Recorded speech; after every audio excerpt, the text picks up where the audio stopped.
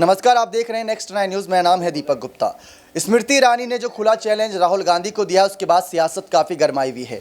स्मृति ईरानी लगातार चर्चाओं का विषय रहती हैं और जब बात आई थी 500 रुपये सिलेंडर की तो वो सड़कों पर उतर आई थी, आप अच्छे से जानते हैं। और एक बार फिर से गहलोत सरकार ने ये वादा किया है कि 500 रुपये में सिलेंडर दोबारा से दिलाया जाएगा। मतलब कुछ अपने आप में बड़े वादे कांग्रेस पार्टी करती नजर आ रही है। पुरानी पेंशन योजना हो या फिर सिलेंडर का मुद्दा हो या फिर महंगाई बेरोजगारी का मुद्दा हो, कांग्रेस पार्टी अपने पुराने अवतार में नजर आ रही है। और हर कोई कह रहा है कि इस बार कांग्रेस पार्टी लोकसभा और आने वाले कई राज्यों के विधानसभा चुनाव में बाजी मारती नजर आएगी। लेकिन ये तो ठहरे बड़े चुनाव, लेकिन इन सबसे बड़ी जंग होती है कुछ सीटों पर, और उसमें से सीट आती है अमेठी की। अमेठी से एक बार फिर से स्मृति ईरानी ने ललकारा राहुल गांधी को, और राहुल गांधी के मंत्री ने इस बात को साफ कर दिया है कि कहीं ना कहीं वो उनका चैलेंज जरूर स्वीकार करेंगे, क्योंकि गांधी परिवार का गढ़ माना जाता है। अगर राहुल नहीं तो प्रियंका, प्रियंका नहीं तो सोनिया, कोई बड़ा चेहरा इस सीट पर जरूर नजर आएगा।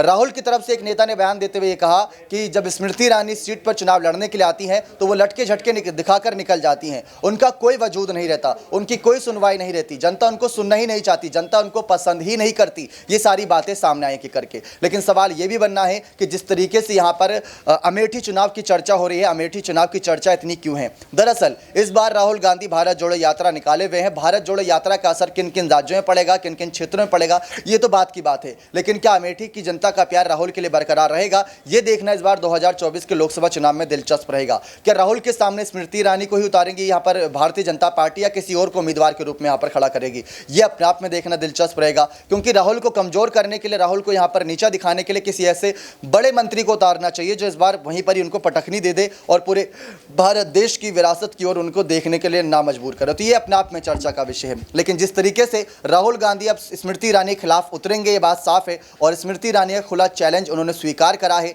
और ये स्वीकार तो नहीं कहेंगे, ये कहीं ना कहीं अधिकार था, क्योंकि जैसा कि हमने यहाँ पर चर्चा करी कि गांधी परिवार की विरासती सीट रही है अमेठी, और यहाँ से राहुल को ये जिम्मेदारी दी गई है। अब राहुल इस जिम्मेदारी को निभाएंगे, लेकिन राहुल के कंधों पर कई और बड़ी जिम्मेदारियां हैं। कई किसान हो गए, कई दलित समुदाय हो गए जो उनकी और यहाँ पर कुछ उम्मीद की किरणों की नज़रों से देख रहे हैं कि राहुल गांधी कोई बड़ा चमत्कार करेंगे और भारत देश की अर्थव्यवस्था जो गिरती जा रही है, जो यहाँ पर लगातार महंगाई बढ़ती जा रही है, बेरोजगारी के मुद्दे बढ़ते जा रहे हैं, उनको खत्म करेंगे। लेकिन क्या उससे पहले ही बीजेपी कोई ऐसा बड़ा चाल चल देगी जिसकी वजह से राहुल गांधी के मुद्दे बेअसर होते नजर आएंगे? तो ये देखना अपने आप में बेहद दिलचस्प रहेगा। बने रहिए चैनल के साथ। ऐसी और तमाम जानकारियों के लिए बहुत बहुत धन्यवाद।